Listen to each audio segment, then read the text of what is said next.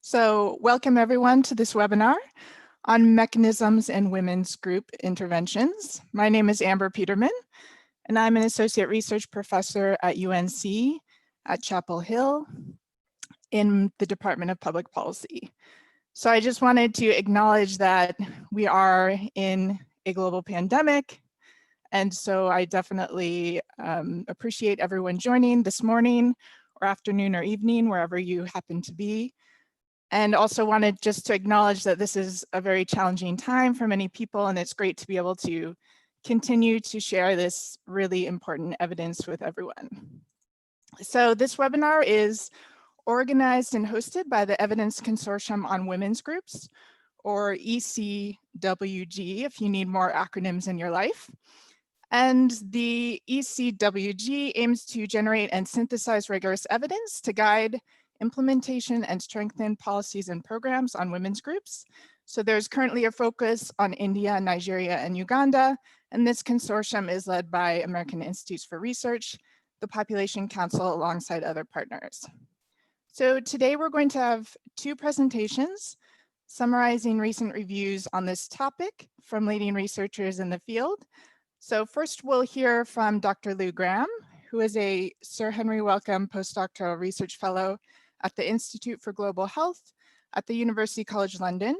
And he has led a mixed methods systematic review looking at mechanisms, enablers, and barriers to promoting health outcomes for women and children in low and middle income countries.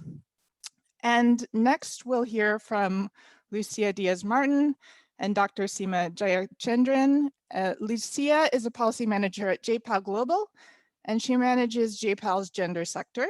And Seema is a professor of economics at Northwestern University and also chairs JPAL's gender sector. So Lucia and Seema will co-present a review of quantitative evidence on mechanisms operating in women's groups. And this will include evidence from livelihoods, health, and adolescent groups. So these two presentations will be back-to-back for the first approximately half hour. And then we'll transition to some comments and discussion from our two panelists. And our two panelists today are Dr. Agnes Quisumbing, who is a senior research fellow at IFPRI, the International Food Policy Research Institute, and who co-leads their research program on gender, agriculture, and assets, as well as Dr. Nirmala Nair, who is co-founder of EKJUT, which is a voluntary organization working with marginalized populations of rural India, and who has worked really extensively to build the evidence on participatory women's groups. So finally, following this, we'll have some time for questions and discussion with you all. And so please do put any discussion questions into the Q&A space, which you can find at the bottom of the Zoom toolbar. And when you do so, it would be great if you could indicate who your question is for, so I can direct that to the right person if it is directed at someone specific. So a last piece of kind of housekeeping before we get started.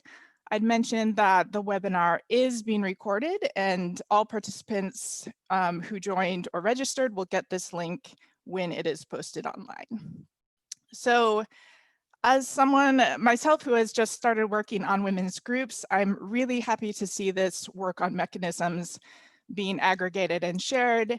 Unpacking the black box of why and sort of how interventions work is really challenging, but it can help us understand many things. So from building theories of change for group-based interventions to helping us understand generalizability, so why we might see things in different contexts, and also what to expect when intervention components shift, among others.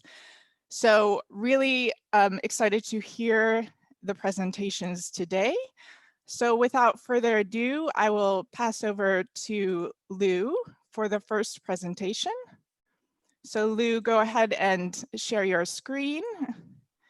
And while he's doing that, I'll also put in to the chat here the link to the there we go, the link to the webinar announcement where you can find more information about the speakers as well as links to their papers. So go ahead, Lou, the floor is yours. Okay, hi everyone. Yeah, it's great to be here and be presenting on this very important topic. So my name is Lou Graham. So I'm a Sir Henry Wellcome postdoctoral research fellow at UCL, as Amber introduced me as, and I'm going to talk about mechanisms of women's groups interventions to promote health, a systematic review and conceptual framework. And this work was done in collaboration with Sapna Desai and Andre Prost and many other people from Pub Council and UCL. So without further ado, I'll begin, and I'll also put this on minimize.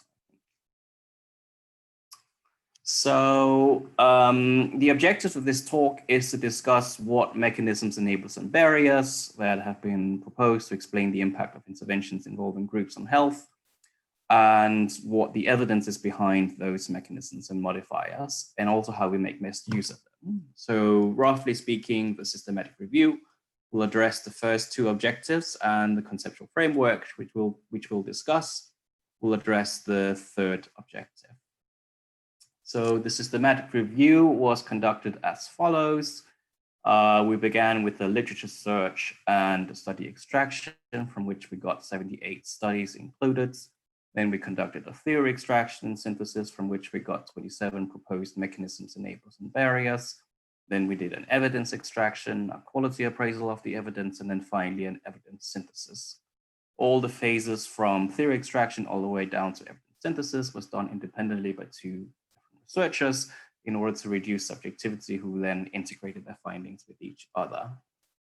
So without going too much into detail about the methods, just to highlight that for this systematic review, we included quantitative and qualitative study, peer-reviewed literature published between 2000 and 2018. We focused on community mobilization interventions using groups. So these are interventions in which external agents collaborate with communities in tackling problems of ill health locally. And we focused on outcomes to do with women and children's health. So those outcomes included maternal and child health, violence against women and children, and sexually transmitted diseases and HIV. So what were the results in terms of theory? So with theory, one of the main things we first noticed was that many of the different theories that were proposed in the literature had this kind of linear pattern where you found intervention delivery proceeding to activating a particular mechanism, which was then theorized to improve health. So we didn't find very detailed theories which posited different triggering conditions for different mechanisms. So the synthesis itself reflects this in terms of being more a sort of list of different mechanisms rather than a sort of integrated theory.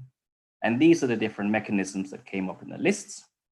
We had a set of mobilization activities to do with how communities responded to the intervention, set of individual capacities that were built by individuals in response to the intervention, a set of household and community capacities. And similarly for enablers and barriers, we had a list of different enablers and barriers at the household level, at the community level, and in terms of the intervention management and implementation. In terms of the evidence for the mechanisms, so this is a summary of all the different studies that we got on mechanisms, both quantitative and qualitative. We considered a study to provide evidence for a mechanism if it provided evidence that the intervention produced the mechanism or that the mechanism was associated with an improved health outcome. And we found that generally there was more consistent evidence for mechanisms associated with mobilization activities and individual capacities than the sort of household and community level capacities, with the exception of practical knowledge and skills. So there was a lot of talk in the theoretical literature about women developing leadership skills and general problem solving skills, but there wasn't actually any empirical studies looking at evidence for it. Nonetheless, most of these studies we ranked low to medium confidence in terms of the evidence base, primarily because for the majority of evidence mechanisms, there wasn't any empirical studies in the intervention context actually linking the mechanism to a health outcome or behavior.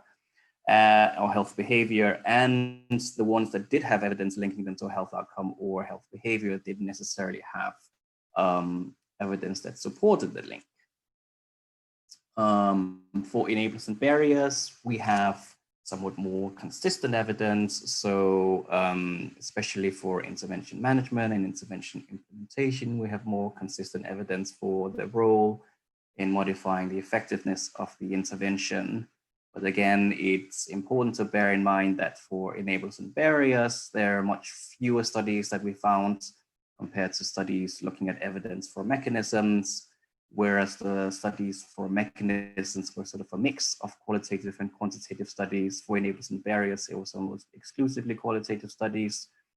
And again, when we were looking at the linkage to an actual health outcome or behavior, there was very little of it that tried to link to health outcomes or behavior. So most of it was saying that, you know, different enablers and barriers in these categories affected whether or not women turned up to the groups, whether or not women got along together in the groups, whether or not the intervention was generally getting implemented as planned, but not whether or not the health outcome improved or whether or not the health behavior was adopted.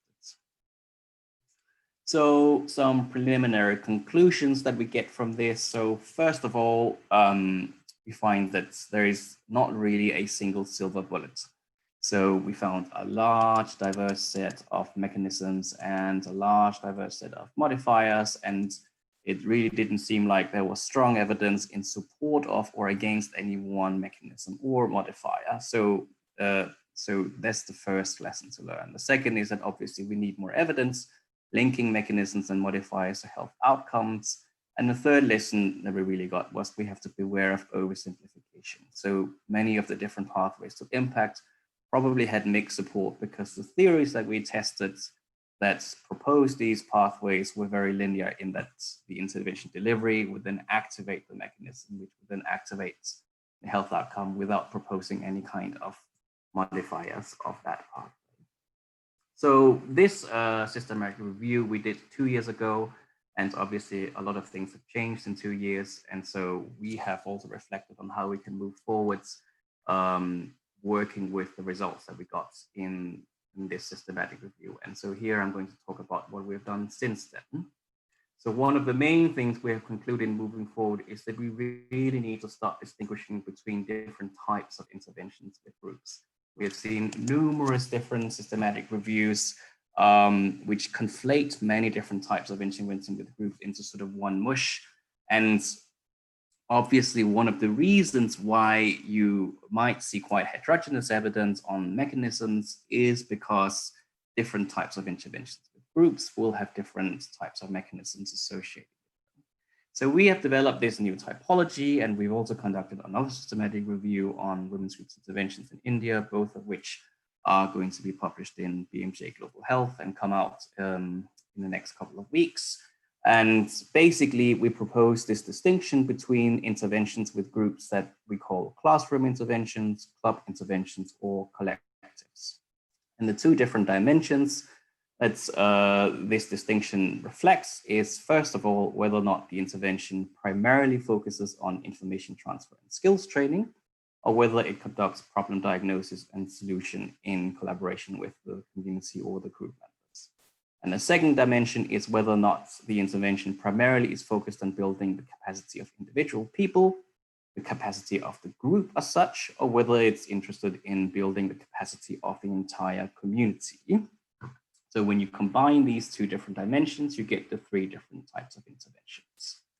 And so here are some example interventions that come out of this. So an example of a classroom intervention is, for example, Flax et al. 2014, which was an intervention in Nigeria where women who were members of self-help groups were given flip charts with information on breastfeeding and breastfeeding practices. And then they were told to memorize and regurgitate the key messages that were in those flip charts with breastfeeding information. And then there was an interactive element, but the interactive element was very much didactic in that they were told to produce songs and dramas that would help them memorize and regurgitate the same key messages that were in the flip charts when they were doing the songs and dramas. So in this case, the groups are sort of mainly used as a logistical convenience to convey information to people without so much additional interaction. An example of a club intervention is Watercane and Cairncross were health and sanitation and hygiene clubs in Zimbabwe were held and groups had discussions about WASH issues. So they talked to each other about issues related to health and sanitation, problem solved, how they might solve these problems, and decided to sort of monitor compliance with behavior change amongst each other and help each other build latrines and toilets. However, the activities were exclusive to group members. Everything that took place was in the club only and didn't involve the wider community. Then finally, for an example of a collective, we can talk about participatory learning and action women's groups, in which group members, together with an external facilitator, set their own priorities for the types of health issues they want to tackle, get involved with the whole community in implementing collective action in tackling these priorities over the course of typically a 2 to 3 year period. And just from looking at these different pictures, you can see that there are very different types of interventions. So, going back. So in the first intervention with the classroom and the clubs, we're talking about sort of a small, typically tight-knit group of people who are working together to solve an issue amongst themselves, whereas with a collective, we're really talking about something that's trying to involve the whole community, a very wide range of stakeholders in a much wider ranging campaign. And this matters because another thing that we found that we really need to distinguish is between group and population level impacts. So it's very simple to distinguish between them. So suppose you have a community and there's a set of households in the community. Only a subset of all the households in the community will actually participate in the group. And if you have group level impact, it's about improving the health only of the people who are members of the group and not the wider community. And typically, there's a subset of people who participate in the group. If we're talking about self-help groups, often it is the wealthiest and most privileged people who are in the community who participate in a group. So it does matter whether or not you're talking about impact on the group or impact on the whole population. The third thing that we really need to distinguish is between impact on behavior change and impact on actual final health outcomes. So all of these different things we're talking about are not earth-shattering new insights, and we are not pretending like we are the first people ever to invent them, but we are reiterating them because we're seeing again and again systematic reviews on the impact of group interventions being published in health that don't make these distinctions. So BMJ Global Health had an editorial in 2018 where the editors said that, in clinical research, there is widespread acceptance that surrogate endpoints do not necessarily translate to long-term benefits, but still this is not recognized widely enough in global health. And I think it's high time we recognize this. There are millions of interventions, I mean, not millions, but there are many interventions, two of which I gave examples of here, which are interventions with women's groups where you find impacts on all of the right behaviors that are theoretically predicted to improve health outcomes, but then when you measure the actual health outcomes, you don't find any impacts. This is not to say that you shouldn't try to improve health behaviors. Obviously, it's very important to improve health behaviors. This is to say that if you do have interventions that have been shown to improve clinical final outcomes, then there's no reason why we should settle for interventions that only improve behaviors. And here we see what happens when you apply those three lessons. So this is from a recent systematic review of women's groups interventions in India. We have another talk that we did a couple of weeks back on this. So I'm not going to go through all of the different details again. You can refer back to that talk if you want the details. Just to say that if you use this typology, you see some very clear patterns. First of all, if we're looking at the domain of maternal and child health, we include all studies. We have sort of quite a heterogeneous set of findings. If we then move to studies with hard health outcomes, then all of the classroom interventions drop out because none of them actually measured final health outcomes such as newborn and maternal mortality. The same interventions did not measure population level impacts either. And if we remove studies with high risk of bias, then we're left with only collective interventions having a positive impact and one collective and one club intervention having no effect. Doesn't mean that you should only use collective interventions. If we're looking at the nutrition domain, we get a different type of picture. If we include all the different studies, again, we have very heterogeneous sets of impacts. we're looking at studies with only hard health outcomes, then the classroom intervention actually turns out to have no effect because it only showed a positive effect on behaviors, not on final health outcomes. If we then remove studies of population level impacts, that classroom intervention disappears entirely because it only measured hard health outcomes among group members, not among the whole population. And if we remove studies with low to moderate risk of bias, we only had studies on collectives there. So these are the final conclusions. Please remember that all interventions with groups are not the same. Classrooms, clubs, and collectives are very different. These align ambitions with methods. There's little evidence at this point for population level improvement in final health outcomes through classrooms and clubs.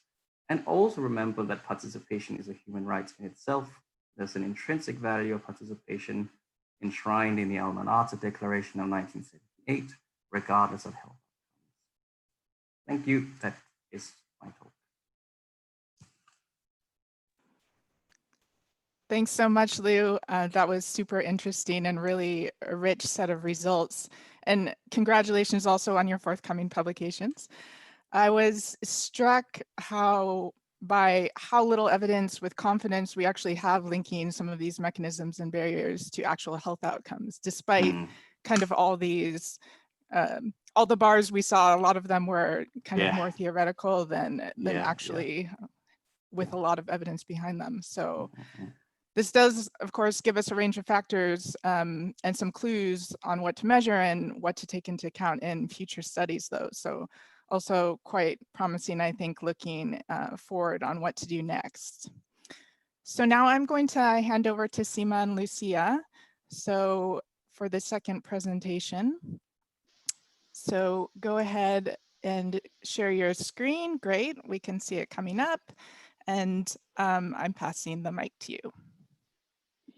Terrific. So this is Seema Jayachandran, and I'm going to present the beginning and then pass it to Lucia to present. And this is joint work of ours with Eleonora Guarnieri and Akshara Gopalan that we did as part of the JPAL gender team.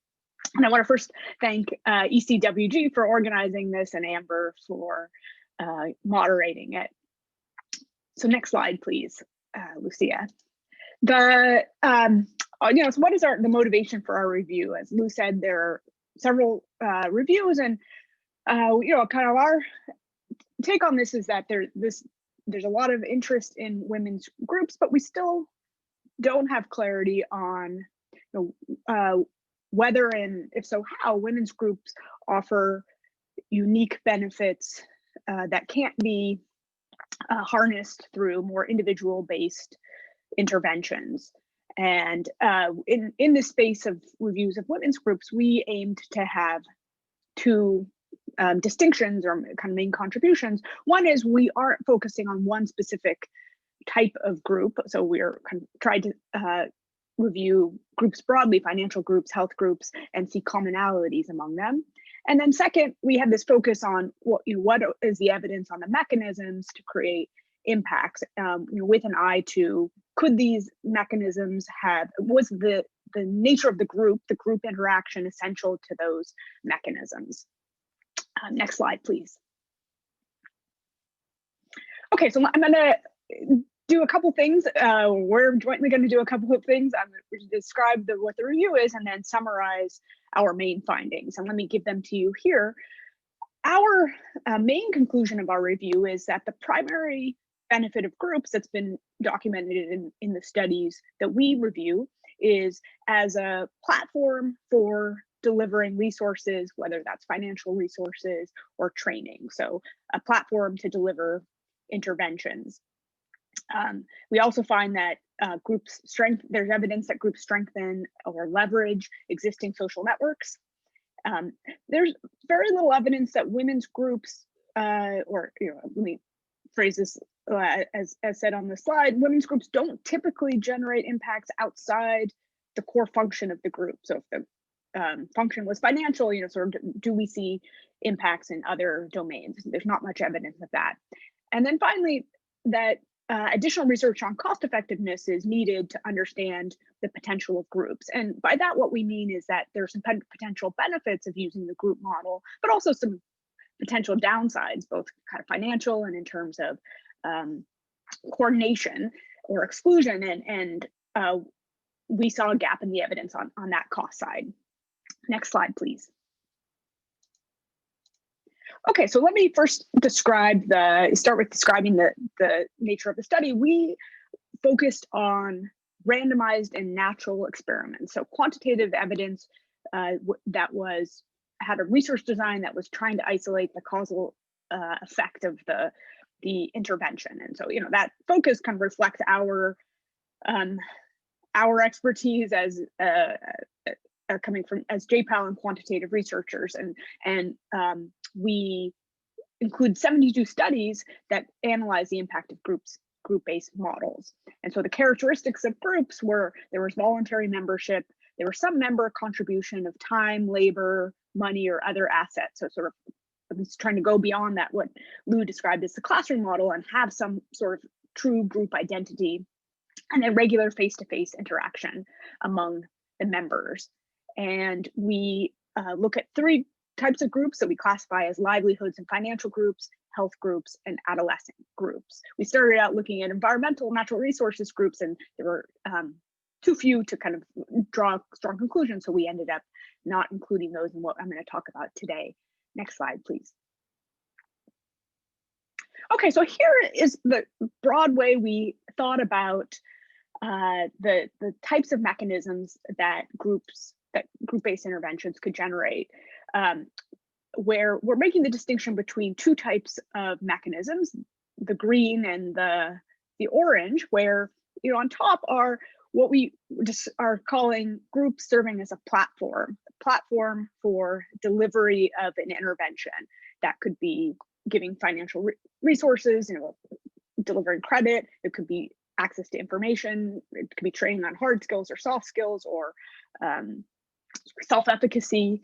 So, but where kind of the key is that there's some extra programming being delivered to members, and it's being delivered through the group. And so, you could think of this as where the group is a conduit for the programming, and the programming seems to be what matters, and the group is might lower costs as opposed to being critical to how those benefits materialize for people. In contrast, the mechanisms at the bottom in orange are ones where it's fundamental that there was a group, and that the women were interacting with each other. So this could be that where I mentioned there's some evidence of strengthening social networks. It could be about collective action. It could be about mutual accountability, like pushing somebody to your group mate to keep working on something.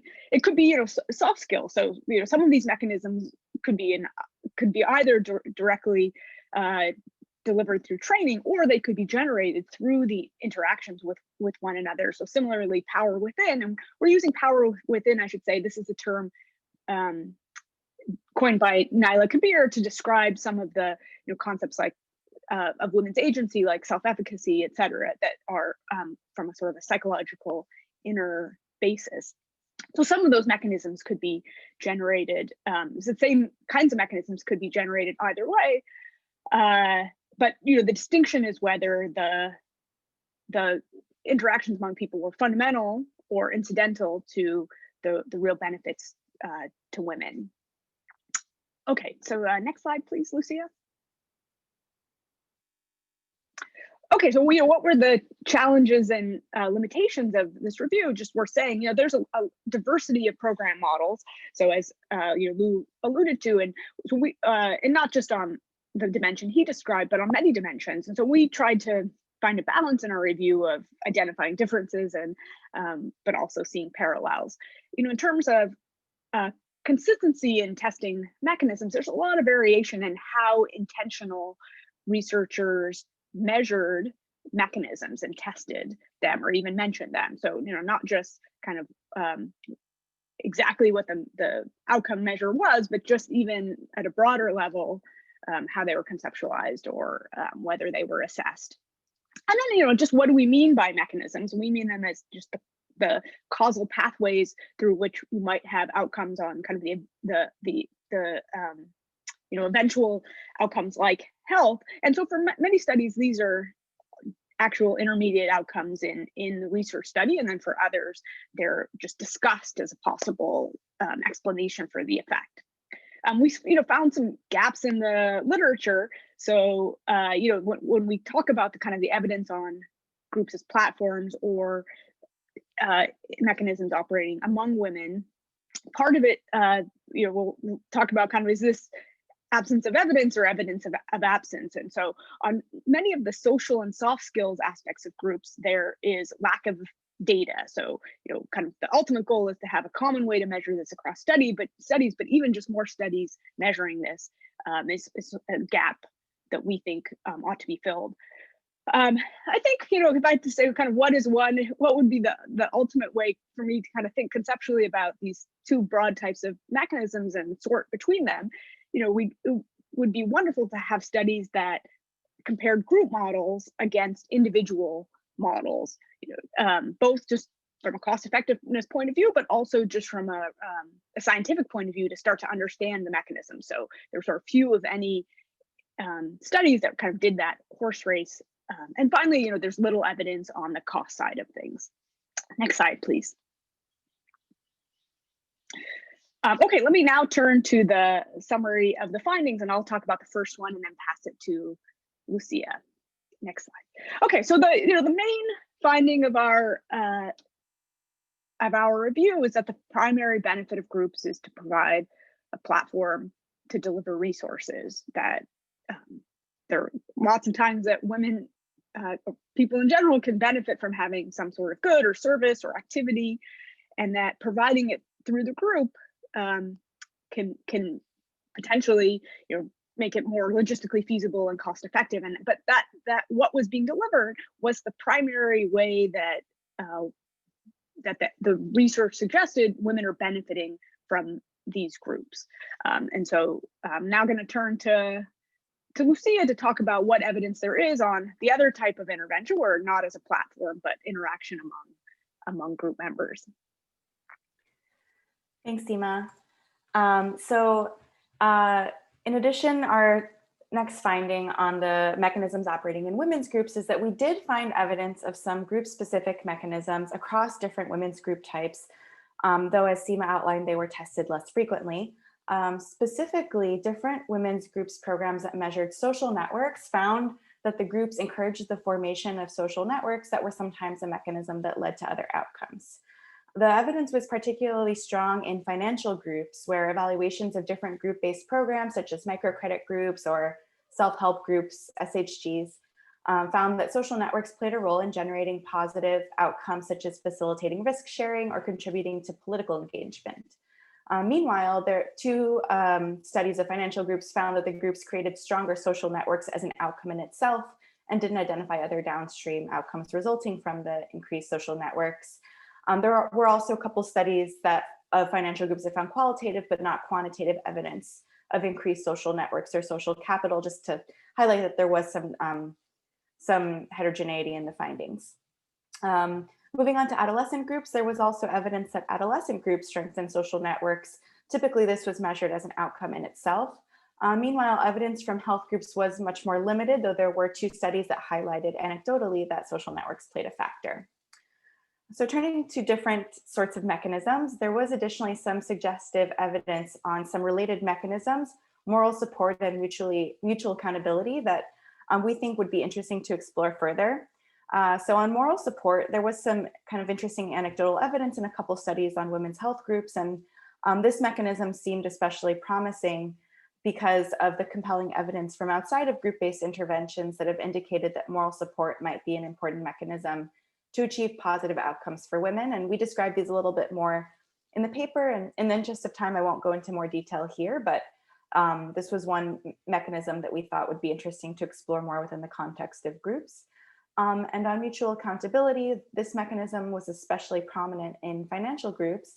One study, for example, tested different informal savings methods to increase health investments within RASCAs in Kenya, and the study was designed to unpack mechanisms, and researchers found that the mechanism of social pressure to make deposits in the RASCA increased health investments. kind of adding to this evidence on the role of mutual accountability within the group setting. In terms of a couple other group-specific mechanisms that Seema had outlined previously, when it comes to collective action, a lot of the evidence on this mechanism came from health groups, and the evidence was fairly mixed. So it's not clear from our analysis if women's groups consistently facilitate collective action. And then other group-specific mechanisms weren't consistently measured. And as such, there's little research on enhancing soft skills or power within, the term that Seema defined as aspiration, self-efficacy, acceptance of gender equitable norms. There's very little research on enhancing these outcomes through the magic of the group, if you will. But as more research comes out, these takeaways might change. At the moment, though, we found that the strongest evidence when it comes to group mechanisms is in regards to social networks. So to illustrate the point on social networks, 2 studies found that access to social networks formed in SHGs in India contributed to increased political participation. One study was a natural experiment supported by the governance initiative at JPAL, and the SHG intervention had limited impacts on women's household and economic empowerment. However, this intervention increased women's political participation, measured through attendance at local public meetings and the probability to implement a claim with a local leader. The author Soledad Peterman also indicated that the key mechanism explaining higher political participation was that the SHG increased women's social connectedness, and that social networks formed within the groups provided women a chance to coordinate political behavior, access information, and gain civic skills. Another study also on SHGs in India found that women with access to the SHGs were more likely to know where to express public grievances and had higher willingness to act on these public grievances related to drinking water, and reported a greater satisfaction with the state of public services, and additionally exhibited. So this example highlights how social networks formed in SHGs provided a mechanism for women's enhanced political participation, and that interactions among group members created the possibility for positive results that wouldn't have been possible through an intervention delivered at the individual level. Our third key finding is that women's groups usually didn't generate impacts outside their core function. So by this, we mean economic outcomes for financial groups, health outcomes for health groups, etc. So diving into the evidence on livelihood and financial groups, for instance, we found they were effective in increasing women's access to financial services and resources, but this mechanism didn't always translate to increases in downstream outcomes like household decision-making power, which, as many of you know, is a common metric for women's empowerment. Indeed, 7 of the 15 studies we analyzed had impacts on decision-making and 8 didn't. But it is important to note, I think speaking to one of the questions that came through in the Q&A, that studies didn't really consistently measure non-core group outcomes outside of decision-making. So the evidence regarding the lack of wide-ranging impacts is based on a fairly small number of studies, but there were a few that indicated that speak to this point. So there were a couple studies that measured the impact of women's savings groups against peer control groups that didn't find impacts on outcomes like women's engagement in the community in Mali, or in another study in pooled estimates in Ghana, Malawi, and Uganda. So our analysis really underscores that intentional program design was important for achieving results outside the group's core function. So when delivering content related to gender-specific issues to try to change outcomes like soft skills or violence against women, it was important to have programming designed for that. And furthermore, programs that aim to increase outcomes like aspirations, self-efficacy, or support of gender equitable norms tended to be more effective when they implemented a higher number of sessions. And so our analysis of this is that if the dosage matters, this implies that the intentional programming and curricula were the factors driving these non-core impacts. So taken together, these findings suggest that intentional program design is important to supporting wide-ranging impacts for women through group-based models. And if we want to see certain changes happen, programming for them explicitly rather than assuming that the groups will lead to such outcomes incidentally is important. But again, the studies directly measuring these outcomes are limited, and further research may bring out further nuance to this point. So these findings lead to many open questions on cost. If existing groups are being leveraged for their economies of scale to provide services to women, then this approach might be cost effective, right? But more research is needed to understand the overall cost of group models that include fixed costs to create new groups, but also coordination costs for participants to travel to meetings and even possible indirect costs like exclusion of marginalized groups. And finally, our findings emphasize the importance of complementary programming to generate impacts outside the core function of groups, yet layering in extra programming might alter the cost effectiveness of implementing women's groups at scale, which is another matter for further research. So with that, I'll close, and Seema and I look forward to hearing the reflections from today's discussants. Thank you both. That was super clear. And in addition to your really interesting findings, I appreciated that schematic visual on the role of the groups divided into sort of mechanisms for operating as a platform, mechanisms related to interactions. I think it's very pragmatic and useful for implementers to think about kind of designing these types of interventions and what I guess Seema called as what could be fundamental versus what could be incidental to impacts. So now I want to turn to our first discussant, Agnes. Great, nice to see you. So I welcome kind of any general comments or reflections that you might have on the two presentations, but also I wanted to kind of prompt you on one question to start out with, and that is, so digging into these types of impacts or mechanisms behind different types of groups. So I know your research has included both kind of evaluations of economic groups or health interventions, and I'm curious if you could reflect on some of the evidence behind these mechanisms to think about how effectiveness, behavior, or these mechanisms might differ by group type. Over to you. Can you hear me? Okay. So thanks for the opportunity to participate in this discussion and to comment on these two very interesting papers and presentations. So the way you phrased the question made me think about the two types of communities that I work with and the tensions between them. These are the public health nutrition community and the economics community. And I think Lou Graham's approach of the systematic review, which is very comprehensive, includes both qualitative and quantitative studies, sort of illustrates more of a public health approach, which I find sometimes often more holistic than the approach that many economists have.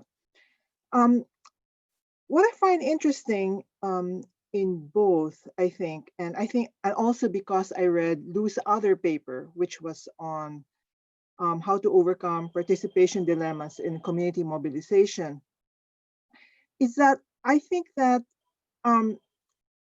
in public health, you see a lot more emphasis on the collective, on collective, the collective, I'm sorry that my phone is going crazy. The collective incentive to undertake something, especially because public health has so many spillover effects. And I think now in the pandemic, it's really an excellent time to think about that.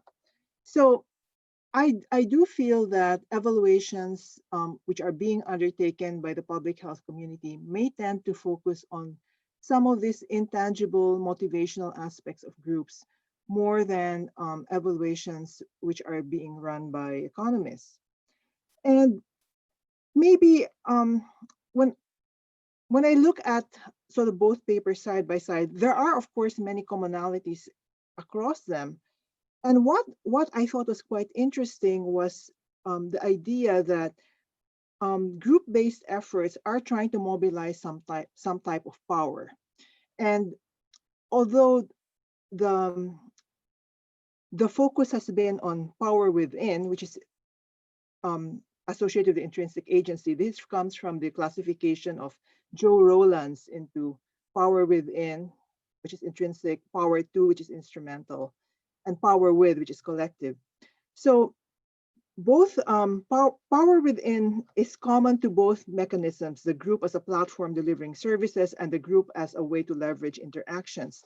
And so this makes me wonder actually whether those two mechanisms are actually easy to disentangle and evaluate separately.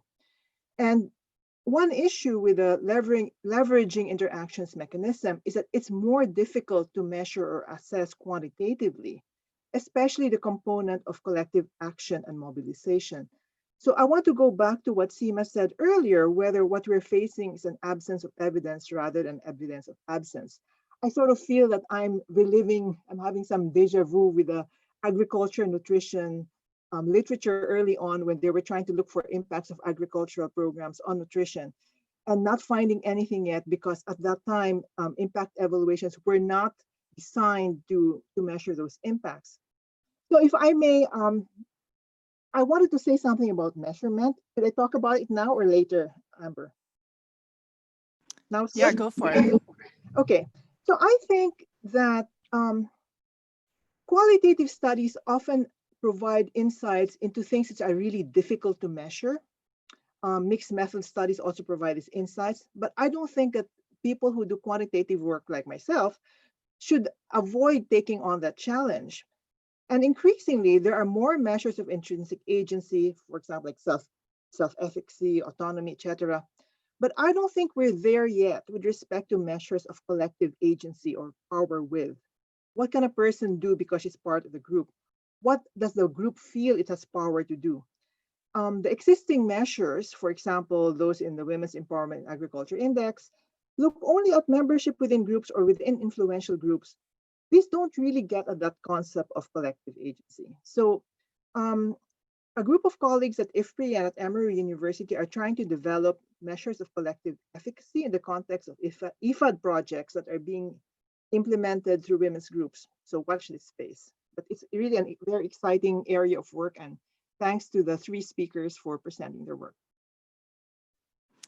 Thanks, Agnes. Yeah, you bring up some good points. I think, you know, measuring mechanisms or identifying these mechanisms are quite challenging, but then when you think about the mechanisms interacting with each other, it becomes even one level above that.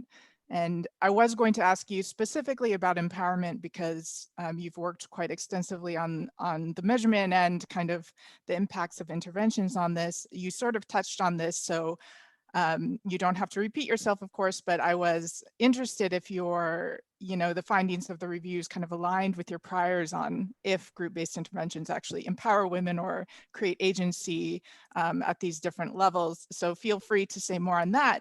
But I also wanted to ask you about, you know, we've discussed earlier around how there's this tendency, especially for self-help groups, to work exclusively with women. And I'm wondering if you wanted to comment on whether you think this helps or hurts sort of the objectives and when it might make sense to actually try to engage men in these types of interventions as well. Okay, thanks, Amber. So we're engaged in an ongoing effort with about 13 agricultural development projects to see whether their programs empower women. And I think your findings are very consistent with what we're finding. I would like to spend a little bit more time with the question on men, because many projects which aim to empower women also have this objective to transform gender norms. But I think it is almost impossible to, so this is my prior, to transform gender norms without also working with men, because from a sort of maybe philosophical point of view, if women alone are going to be responsible for transforming gender norms, it's a burden that they really shouldn't bear or maybe couldn't bear. So one of the things that we're doing in this impact evaluation is, and we're not yet done, so I can't really compare across portfolios, but I mean across projects, but we have some projects like the SHGs in India, we're also working with Pradhan, which work exclusively with women and don't have explicit programming for men. And then we have another project in Bangladesh, which is an RCT, where we randomized agriculture training, nutrition training, and gender sensitization, and that was provided jointly to husbands and wives. We could not randomize providing to both versus one. That was not on the table, unfortunately. But what was interesting was that it was a treatment arm with gender sensitization, which actually moved the needle in terms of gender equity. It's the one where we saw a narrowing of the empowerment gap between men and women. So I think what this suggests is that perhaps in our approaches to dealing with building collective action or trying to encourage women's groups for women's empowerment and gender equality, let's not forget the other half of gender equality. Let's not forget men. Yeah, for sure. I think that's a really important point, and I think something that maybe the presenters also might have some thoughts on later on. But thanks, Agnes. I'm going to turn to Nirmala now. Great, thanks, Nirmala. And I welcome, similar to Agnes, any kind of overall comments you had on the two presentations, but I also wanted to direct sort of a specific question to you as well. And one, which is one of the mechanisms mentioned by both reviews, is the effectiveness of using groups to share information. So I was wondering if you could comment on what you think the key ingredients are of making this information channel work, both within groups as well as sort of diffusion to the broader community, if at all. So I'll pass it to you, Nirmala. Thank you, Amber, and for this opportunity to share my views. Both these papers are extremely relevant to us because our core intervention has always been working with groups in the organization. My quick comments on the two papers. I agree with Lou Graham that much work needs to be done to provide evidence for evidence-based for mechanisms, enablers, and barriers. There was also a mention in the paper, and also you also mentioned about the perceived black box approach to interventions. I recall a commentary by Cesar Victoria way back in 2013, after the publications of our equity paper on EKJUT trial, where he said that he was puzzled as John Snow when he made the groundbreaking observations on cholera transmission. He had detected a clear and strong association, but could not describe the precise mechanism behind his observation because the microorganisms were yet to be discovered 150 years later. So definitely further research is required on this aspect. In complex interventions, normally only prominent enablers get highlighted. And because maybe because of the word limits or other things, at the cost of losing out on the finer points mentioned in many of these papers. As you know, EKJUT was involved in many collaborative research projects. All of them have shown positive results, some more than others. With changing times, even with the secular improvements, the same intervention has continued to reduce deaths among children, and each time the pathways to improvements were different. So the proverbial proof of the pudding is in the eating stands ground. Normally, at the start of any intervention, a theory of change is designed, a kind of a rough sketch of what might happen based on our previous understanding. So in our first trial in 2008, when the ASHA program, which is a flagship program of the government of India, when this was initially started, the implementation had not begun. We had seen more improvements in the home-based practices. Whereas in 2012, when the same ASHAs became the facilitators of this group intervention, it resulted in an increase in facility-based births for the most marginalized communities. And for this paper also, one of the commentators thought it was probably because the ASHAs were also responsible for accompanying mothers for institutional deliveries. That could have probably led to the increase in mother-ASHA bonding, which is a possibility. When we looked at our data disaggregated, we found that in the first year of the trial, there was no improvement in the newborn mortality reduction. But in the next 2 consecutive years, it showed some improvements in the winter months. So tweaking the intervention such that the discussions on thermal care or care during hypothermia or to prevent hypothermia among newborn babies coincided with the winter months to achieve de-seasonalization. This reduced the lag period to just 4 months from 1 year. And this was not done through a top-down message to the community, but by reorganizing and redesigning the meeting cycle itself. knowing which particular mechanism worked in the past definitely helped us greatly. But also we were aware that community members will take whatever they think is necessary when given a platform and a framework to decide, but also what is best for them looking at their context. So it is important that in that sense, this participatory learning and action is an agile intervention that modifies to the needs of the people. Lou also mentions about a point, regarding seemingly contradictory observations in his reviews. For instance, visitors coming to a meeting may be sometimes beneficial or maybe distracting. In our context, we have seen that it definitely works when we have visitors, because everybody is geared up to impress the visitor. But for a reader, I think this fact is very useful to determine what is possible rather than outright rejection of the idea of, either having visitors or not having visitors.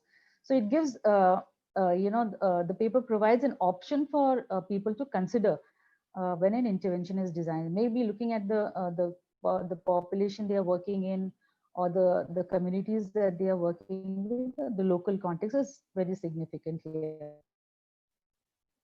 There are many good interventions and bad evaluations, or vice versa, or maybe good interventions and good evaluations as well. So sometimes just by reading published papers may not tell us everything about mechanisms or enablers. For us, every time an intervention has worked, it has worked through different mechanisms. Empowerment has always remained an enigma for us. Researchers may dismiss it because empowerment may not be good enough from their point of view. And qualitative and quantitative studies may not necessarily capture all of it. But communities certainly found them useful, and they kept coming to these meetings and getting the benefits out of this. So in this participatory group meeting, which is now being scaled up in after 10 years of the first trial, the randomized control trial, way back in 2005 and 8, in 32,000 villages and hamlets in the state of Jharkhand, this is being now scaled up. And the government, in their wisdom, decided to scale it up because intuitively they knew that it would work. And we are just anxiously waiting for the results to be published, and we are expecting good results. And I think it will be time for us to share that also with all of you. Coming to the other paper by Jaya and Diaz, they have highlighted women's groups that serves as a platform to influence many people at a time. But what we have seen is that those outside the groups also have benefited through meetings. Primarily because our groups open up to non-SHG members, for example, self-help groups beyond the self-help groups.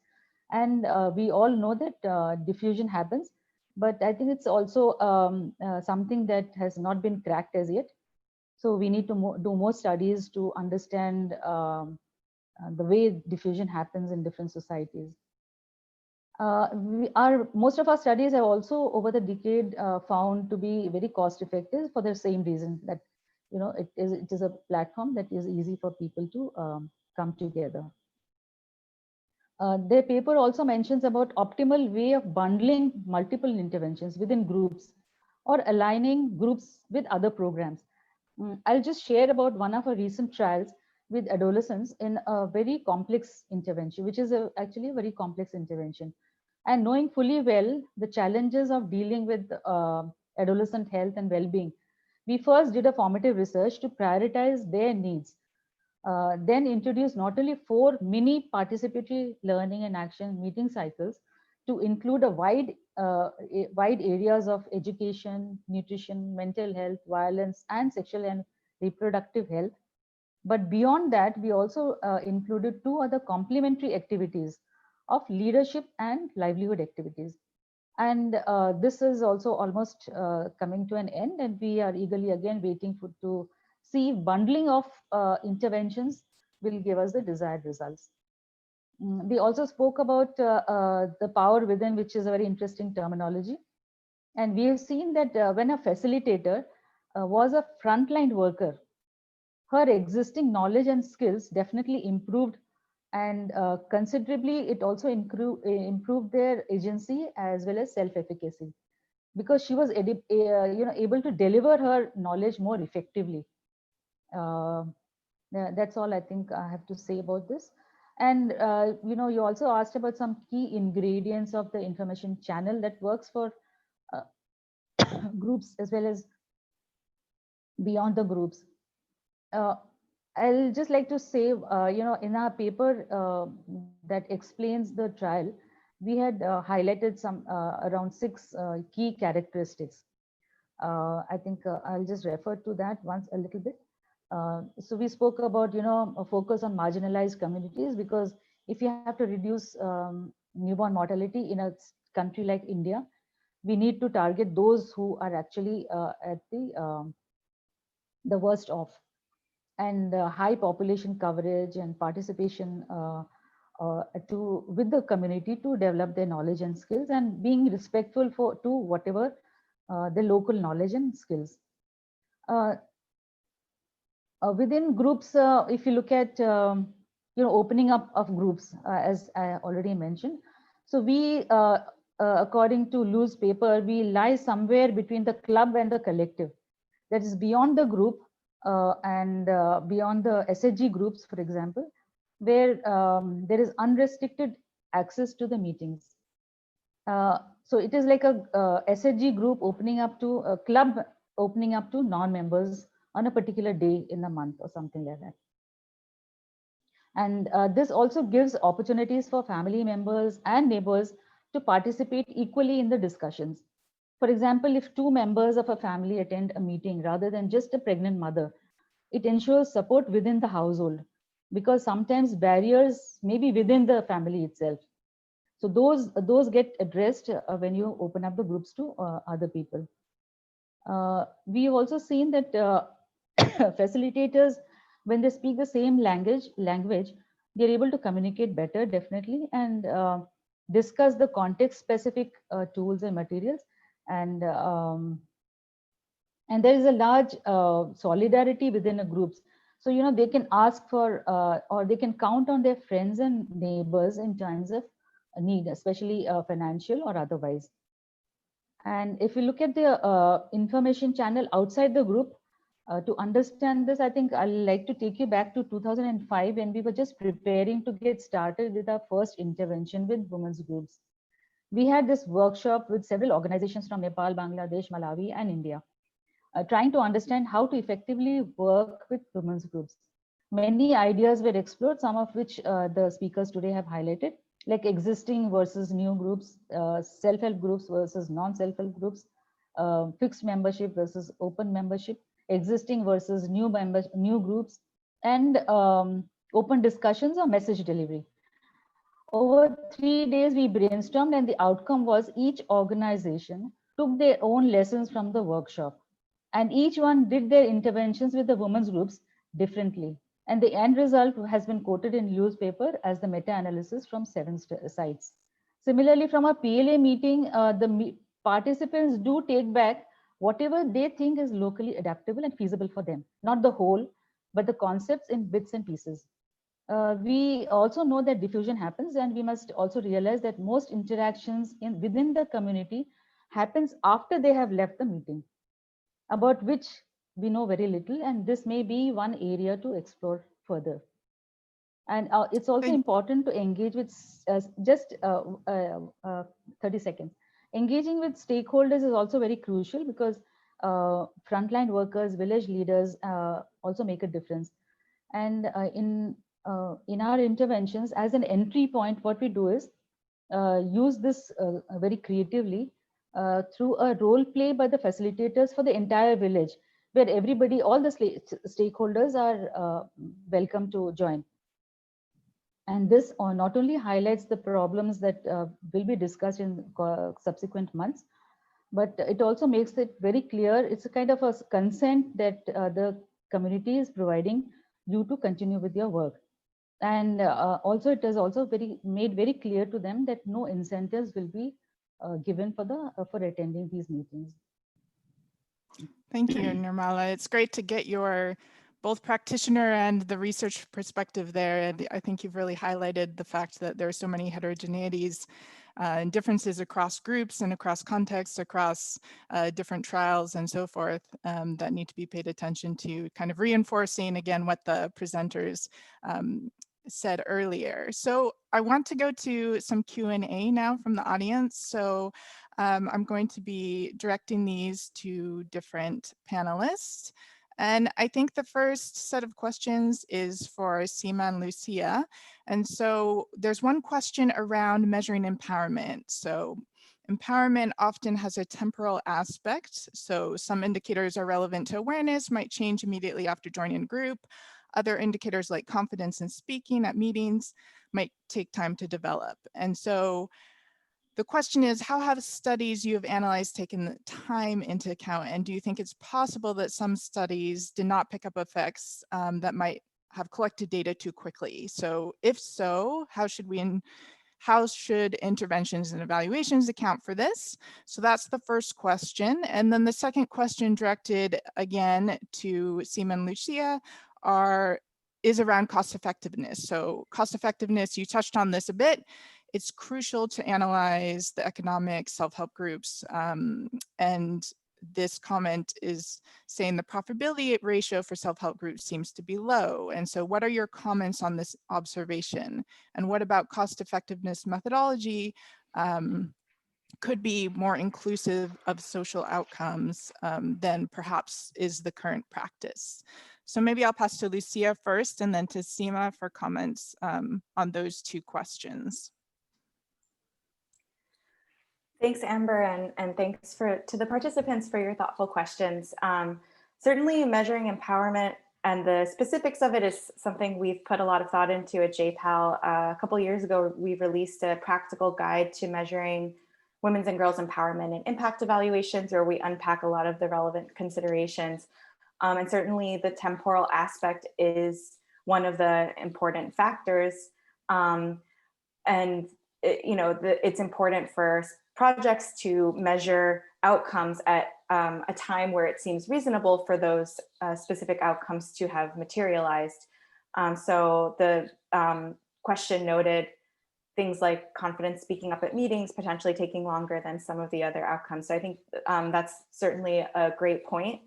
However, I think that and a lot of people on this call today will be familiar with a lot of the big questions in this space that I think ultimately some of the measurement issues extend beyond just the temporal aspect. So a lot of empowerment questions and especially decision-making questions haven't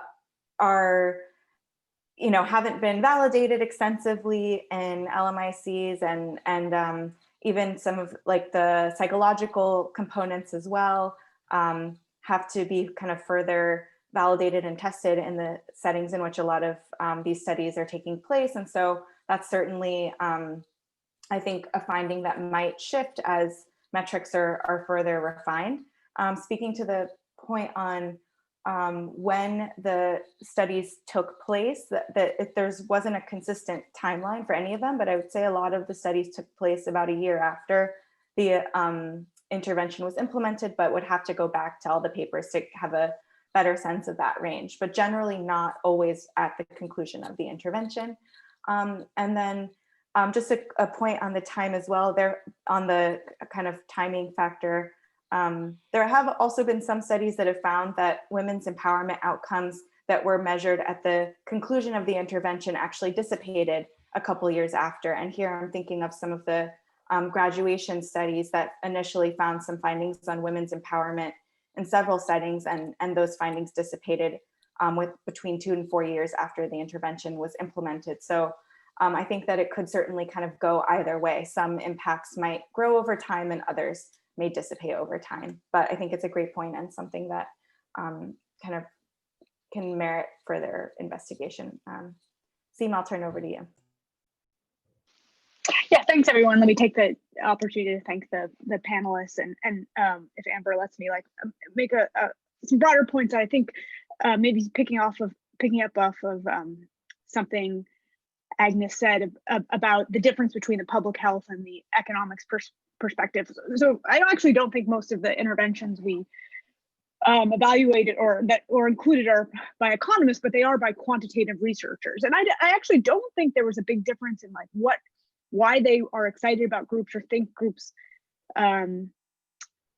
work. It's really just about this kind of the standard of evidence for that approach, you know, looking for some quantitative measure where you had a measure and you looked for a causal impact on it, you know, versus having evidence be qualitative evidence that there's, you know, of that mechanism. And so I think, you know, if you want to say we want to look for quantitative evidence, I guess I see two different ways to move forward. One is to have better measures. So, you know, in a survey, you could consistently measure,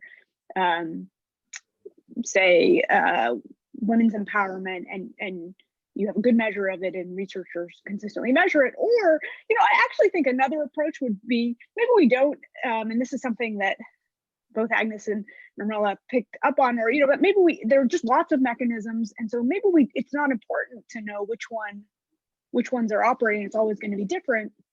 But I guess I think it'd be great to know that groups definitely work better than the individual model. So, you know, like, rather than taking that as given, thinking about some potential costs of groups and saying, you know, so if I saw, say, a randomized trial that had a group model and an individual model, and the group model seemed to be better on all of the outcomes we care about, then I guess I think we know enough to move forward for that. So I guess I see kind of either that design of really doing a horse race, or better and more consistent measurement of these mechanisms that I think all researchers, regardless of whether they're quantitative in interest or qualitative or economists or public health, like think are, you know, this like upside potential of these groups.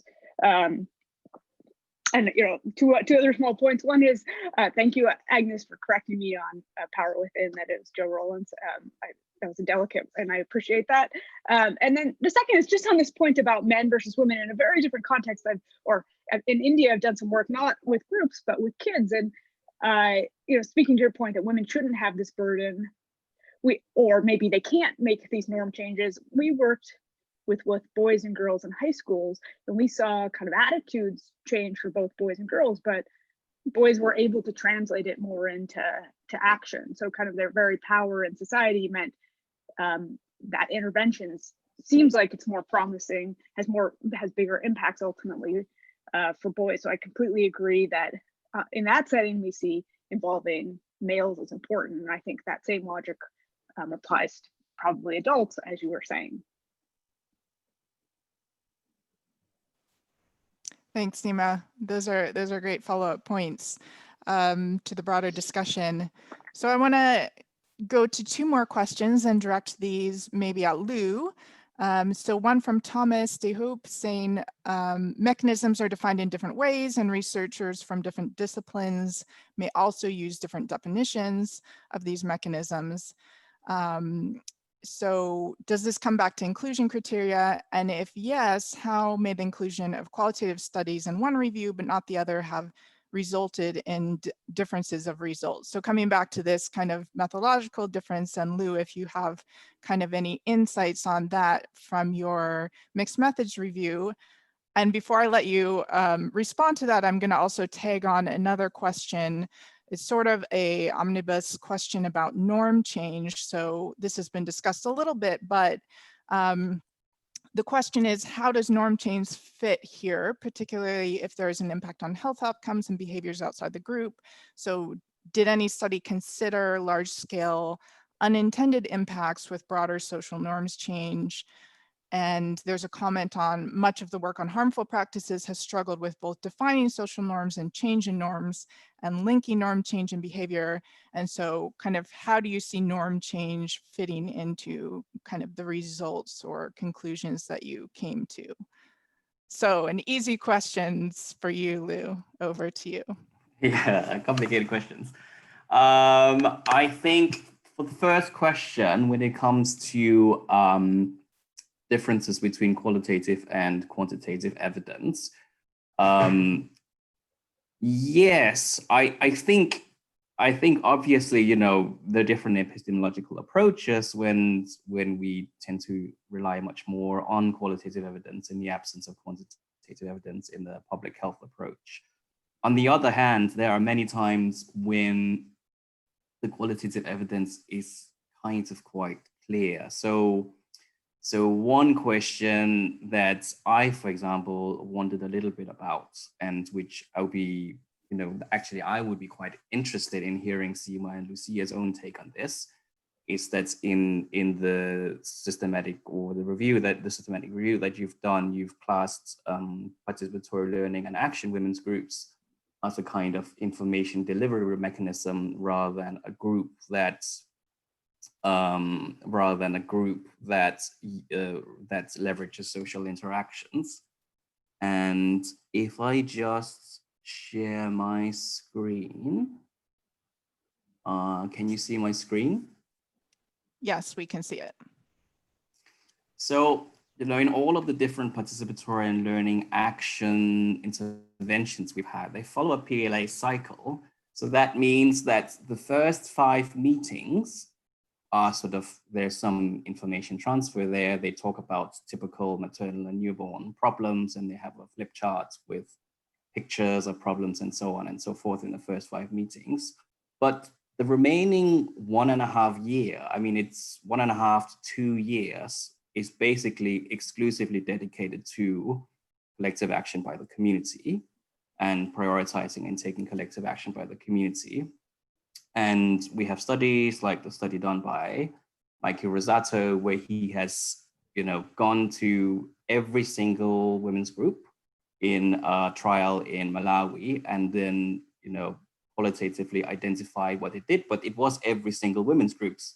And they did a whole range of different actions, like lobbying the local government to set up a mobile clinic, lobbying the government to give them funds to start their own vegetable gardening, setting up a bicycle ambulance, going and volunteering and doing health education, which, okay, maybe people spontaneously lobby the local government to set up a statica or a mobile clinic in the control area, but it just seems highly unlikely that all of these different activities would just spontaneously happen without any inputs when they arose through a 2-year cycle of participatory learning and action. And so in that sense, what I'm just saying is that, okay, this is not people have done a measurement of an indicator in the intervention area and done a measurement in the control area and then compared indicators. But to then say that because we haven't done this measurement, this intervention is basically equivalent to going to people for 3 years and showing them flip charts. I think it's quite a big leap in that sense. So I mean, maybe I've completely got it wrong what you're trying to say in your systematic review, but I'm just curious to see what is your take on this part. With the norms question, yes, so norm change is very important. One thing is that, you know, it depends quite a lot on different health domains. So norm change in maternal and child health often has more to do with sort of like just prevalent attitudes or something. So if you're talking about breastfeeding norms, it's much more sort of like, okay, most people feel that you should discard the colostrum rather than feed the colostrum to the child. So it often blends in with attitudes and knowledge. Whereas if you're talking about violence against women, people really do mean norms when you're talking about norm change with violence against women, like, you know, your perceptions of what other people think you should do and what is most prevalently done in your community. And even though in the past it has not been such a priority in measuring it, it's been much more measuring attitudes. You know, I think everybody in the violence against women community is definitely on board with measuring norms now. So, you know, every new project I've seen on violence against women, you measure social norms. So I think, you know, this is an up and coming area of research that we'll probably see a lot more going forward. Thanks, Lou. So maybe I'll just give Seema or Lucia just an opportunity to react if you would like to Lou's comment. Lucia? Yeah, sure. No, thanks for that question. And so what we tried to do with every group type was to try to identify the like platform specific mechanisms, if you will, versus the mechanisms that related to interactions among group members. So that applied to all the groups that we analyzed, including the participatory groups. And so, but I, take the point that that was one of the trickier components to classify along those two lines, given that they're both a platform for encouraging collective action, while kind of inherently relying on the group structure and interactions among group members to as like a pathway for that. So under our classification, we did consider the collective action outcomes from participatory learning and action groups as being related to the interactions among group members, because under our consideration that these types of outcomes would be impossible to harness or generate at the individual level, and thus were kind of inherently related to the interactions among group members. The studies that we analyzed, though, had mixed findings on the ability of these participatory health groups to increase collective action and mobilization. So some studies found impacts on like a community health monitoring program that enabled community members to act collectively and hold health service providers accountable in Uganda. Yet there were other studies that found that there weren't impacts of similar models in other settings on collective efficacy and action across the neighborhood. So we had kind of mixed evidence on that point, but I hope that kind of answers how we thought about breaking out those different kinds of mechanisms. Seema, I think you're still on mute. Thank you. Just to add a few seconds on that, I think this kind of is related to where I can imagine, one approach to, within the realm of quantitative evidence is measuring indicators. And I think what Lou was saying is like, okay, well, sometimes you can't do that, or is that necessary? And so, an alternative is, as I said, was just like, let's just compare groups to individuals. I think there's a third, which is, there's some intervention where we see it has impacts and we don't even know how to conceive of it as an individual version. And I think, like that would also sort of, be enough to know that model works. There's no individual version. So it's, that or nothing. And if that looks effective and cost effective, then I think there would be I would consider that quantitative evidence to move forward for that. I think my overall take on this, like my prior is that these mechanisms among members of groups are important. I think our just observation of this literature, through the lens of quantitative researchers, there are, like donors who care a lot about quantitative evidence and are pursuing groups. And I think a lot of people's priors are that the reason the groups are working is because of these mechanisms among women. And that might be true, but I don't think there is that quantitative evidence of those benefits. And so, if we're thinking about, so it's either kind of, we're using qualitative evidence, or, or if we want to use quantitative evidence, we don't yet have that evidence base to pursue that. It doesn't mean we stop now. I think hopefully our lesson is more about, our punchline is more about where more evidence is needed to, as people are investing more in this model. Thanks. So I think this discussion is really interesting, and I think having these sorts of discussions is really important to moving forward as kind of a community. There are additional questions that haven't been answered, and I encourage kind of the panelists to type any answers to the ones remaining that they see and want to pursue, but we do have to wrap up, unfortunately, in the next few minutes. And so I wanted to give everyone just 20 seconds kind of in reverse order, maybe starting with Nirmala and then Agnes, Lucia, Seema, and then Lou. So 20 seconds, if you could make a priority investment for future studies. So this is one suggestion in terms of either improving measurement or methodology, or what question kind of to dig in further, what would it be? And so Nirmala, are you ready to answer? Otherwise, we can go to Agnes first. Yeah. Thank you, Great. Amber. I think one thing that researchers I already mentioned about, further exploring how diffusion actually happens in the community. That would be one. And for researchers, and maybe as a methodology, I would suggest contextualizing of the tools is very crucial.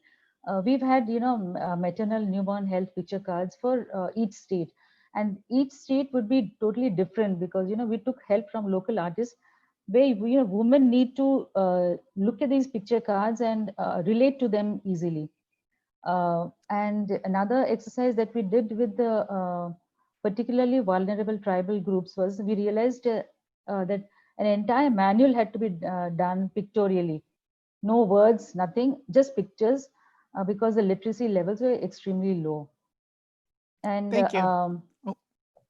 yeah, just another way would be to understand the pathways a little better. Newer Great. enablers. Thank you. Thank you. Agnes. Hi, very quickly, I would just like to know better how groups actually work. So I would like to have better measures of collective efficacy and then to pilot them across different contexts. So it's an easy ask, perhaps. Right. So to Lucia next. I think better unpacking what aspects of what social aspects drive what kinds of positive outcomes, and thinking about strategies for building and leveraging social relationships and networks within women's groups might be able to help us understand how digital interactions or meeting composition and frequency can be best leveraged to drive positive outcomes. And seconding Agnes's point on consistently measuring these sorts of challenging concepts related to group interactions and mobilization would help us fully understand the impact of women's groups. Thank you. Seema? Yeah, so for me, it would be 2. One, that spillovers beyond groups, which is just more systematic measurement and of some of these intermediate outcomes like women's agency or self-efficacy. And then the second is the study design I've alluded to, which is something that's trying to systematically kind of think about the spectrum from an individually based or even like a classroom based, as Lou said, to the club-based collectives and sort of varying that in a systematic way with different arms and comparing the efficacy. Thanks. Lou, the last word is yours. So I think I'll just, for the research part, I would say that probably, as it came out in a systematic review, I think that's one of the things that we really do need more of is evidence linking all of these different mechanisms to health outcomes. So it's very easy when you have a trial to compare intervention and control arms, see whether or not you produce the mechanism or not, comparing indicators. And so I think that means that there's been less research trying to do the more difficult task of actually linking those mechanisms to outcomes. I would have, if I may have one more thing to say at the end, just very shortly, like I think because we've spent a lot of time talking to other researchers about this typology distinction, and it's been difficult sometimes to really convey to other people what we mean by the distinction between the different types. And I think one of the issues is that we as researchers are not the participants in the groups. So, as soon as you're a member of a group yourself, you kind of, are much more in tune with the kind of dynamics that are going on in the group. So one way in which we try to convey it to people is to say, think about if your academic department wants to have a new initiative to promote gender equity among staff in your department. You can either have a classroom intervention when they say, these are the key messages on women's equality, now memorize them and repeat them back to us. Or you can have a club intervention when you say, these 5 people in the department, you're all going to try to promote gender equality amongst yourself. Or you can have a collective intervention where you try to say, let's all come together in the whole department and try to formulate new policies and new plans for how we're going to tackle gender equality in our departments. Once it relates to your own life, the distinction between the different types of interventions becomes much clearer. That's all I had.